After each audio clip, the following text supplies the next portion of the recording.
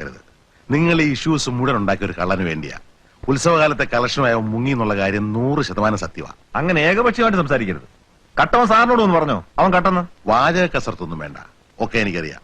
എടോ, താനൊരു തൊഴിലാളി നേതാവാണെന്നാണല്ലോ പറയുന്നത്. ബസ് തല്ലി പൊളിച്ചോണ്ട് താൻ എന്ത് നേടി? 3-4 തൊഴിലാളികളുടെ കഞ്ഞൂടി മുട്ടിച്ചു. ഒരു പാവപ്പെട്ടവന്റെ ജീവിതം കുട്ടിച്ചോറാക്കി. സാറേ, ഒരു ഇടനിലക്കാരന്റെ ഭാഷയിലല്ല സാറിപ്പോ സംസാരിക്കുന്നത്. ഞാൻ ബസ് തല്ലി പൊളിച്ചെന്നോ? സമരം ചെയ്യുന്ന തൊഴിലാളികളെ കരുതേച്ച് കാണിക്കാനും അങ്ങനെ സമരം പൊളിക്കാനും വേണ്ടി ഇയാൾ തന്നെയാ ബസ് തല്ലി പൊളിച്ചത്. അതെ, ഞാൻ തന്നെ ബസ് തല്ലി പൊളിച്ചത്. ആ സമയത്ത് താൻ എന്തിനാ ഇവിടെ വന്നു? എന്നെ തടയാനോ? എടോ, തന്റെ കരണത്ത് ഞാനിപ്പോ പൊന്നീച്ച പറപ്പിച്ചില്ലേ? ആ പാടലാണോ തന്റെ മുഖത്ത് കരിവാളിച്ച് കിടക്കുന്നത്? ഞാൻ ഗൾഫ് മൂരാച്ചയാണത്രേ. എടോ, ഗൾഫിൽ നിന്ന് വരുന്ന പണമില്ലായിരുന്നെങ്കിൽ നിന്നെ പോലുള്ള ആയിരങ്ങൾ ഇവിടെ പട്ടിണി കിടന്ന് ചത്തേനെ. എല്ലാവരും വേണം ഹിറ്റാച്ചി ടിവിയും നാഷണൽ വിസയറും ഒക്കെ.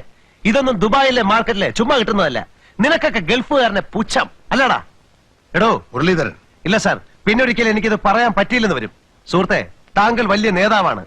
തൊഴിലാളികളുടെ അവകാശങ്ങൾക്ക് വേണ്ടി പടപൊരുതുന്ന ധീരനാണ്. ഞാനൊന്ന് ചോദിച്ചോട്ടെ, തൊഴിലിന്റെ മഹത്വത്തെ കുറിച്ച് തനിക്ക് എന്തറിയാം?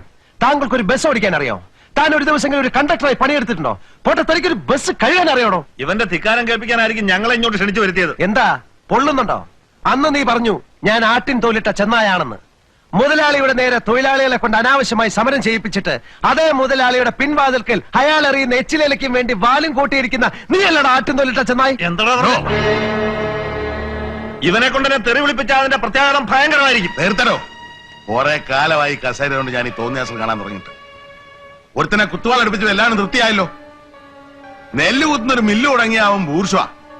ഒരു സെക്കൻഡ് ഹാൻഡ് ബസ് വാങ്ങിയ അവനും ബൂർഷ്വാ. എന്നാ യഥാർത്ഥ ബൂർഷ്വാസിയുടെ ഒരു രോമം തൊടാൻ പോലും ഒരുത്തന് സാധ്യമല്ല. 2 ദിവസം ക്ലീനറായി പണിയെടുത്തവനെ സ്ഥിരപ്പെടുത്താൻ സമരം, കള്ളനെ തിരിച്ചെടുക്കാൻ സമരം, ഒരു കമ്പയിൽ ഒരു കൊടിയും കുത്തി ഇറങ്ങും മുദ്രാവാക്യമായിട്ട്. അതിനാണ് തനിക്കെല്ലാം ലൈസൻസ് തന്നത്? ഒരാൾക്കെങ്കിലും ജോലി കൊടുപ്പിക്കാൻ തന്നെ കൊണ്ട് സാധിക്കുമോ?